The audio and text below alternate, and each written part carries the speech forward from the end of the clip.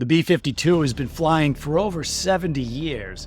So why is the US government spending billions of dollars to keep it in the sky? If you thought defense spending was going away, think again.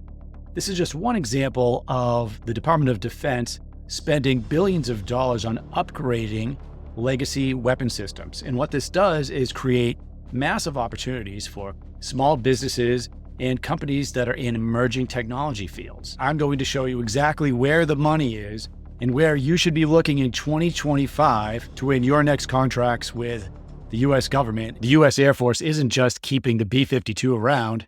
They're heavily investing in upgrades to keep it flying into the 2050s, possibly even longer. Now, the types of upgrades they make to weapon systems like this, which, by the way, I flew a few legacy weapon systems of the Air Force, some of which are still flying, like the RC-135, are going to be things like engine modernization to increase fuel efficiency. They're going to upgrade things like radar systems and weapon systems. And these are things that always have to be upgraded to ensure that we can defend our country. The way you want to think about this, if you are a small business, especially a technology company, is that these weapon systems aren't just being upgraded to keep them flying. They're being upgraded with the latest technology that is available.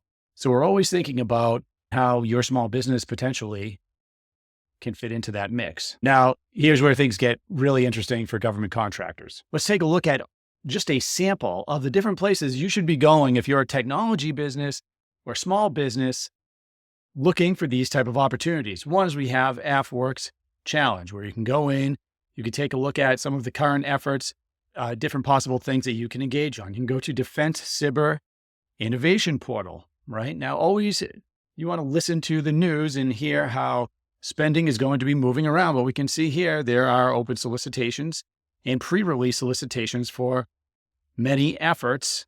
Right here, 21 different efforts coming up, and these are mainly going to be technology development efforts. Artificial intelligence, generative AI, health monitoring system, cognitive terrain flight assistance. These are just a sample. You can go over to Vulcan. You can create an account here. You're going to see many opportunities where you can engage on opportunities that have funding where we're trying to improve our national security. Defense Innovation Unit. I've done an entire episode on DIU. And by the way, DIU uses Other Transaction Authority to put companies on contract. Other Transaction Authority, our new SecDef, our new Secretary of Defense, is pushing for the use of Other Transaction Authority and commercial solutions openings for software development efforts going forward. You can watch an entire episode that I've done just on that. Here, now let's take a look at entire consortiums. And this is just a sample. There's a ton of these. Did you even know they were there? SOSEC. So here we go.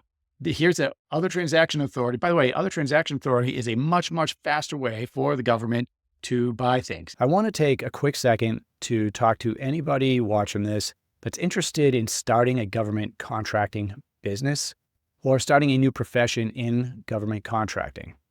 The students that graduate our program, they go on to start their own consulting firms, winning high dollar consulting clients.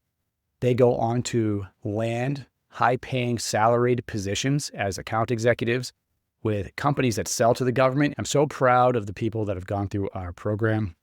Back to the video. It's going to list things like your opportunities in there. You can create an account, and often there may be a small membership fee as well. Here's another consortium. You've got, and it's walking through what is OTA. You can read all about it. SEED. What does SEED stand for? It's going to tell you here.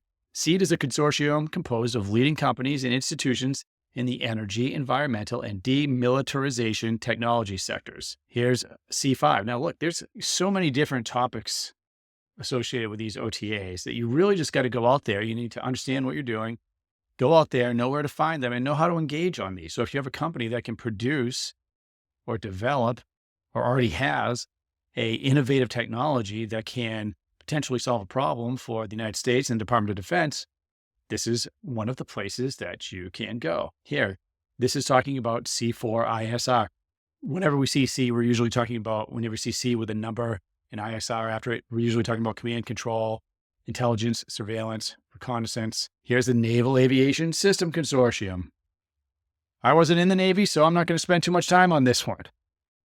No, I love you, Navy guys. It's all good. I think there's some confusion out there when people see reduction in the federal workforce versus government contracting opportunities.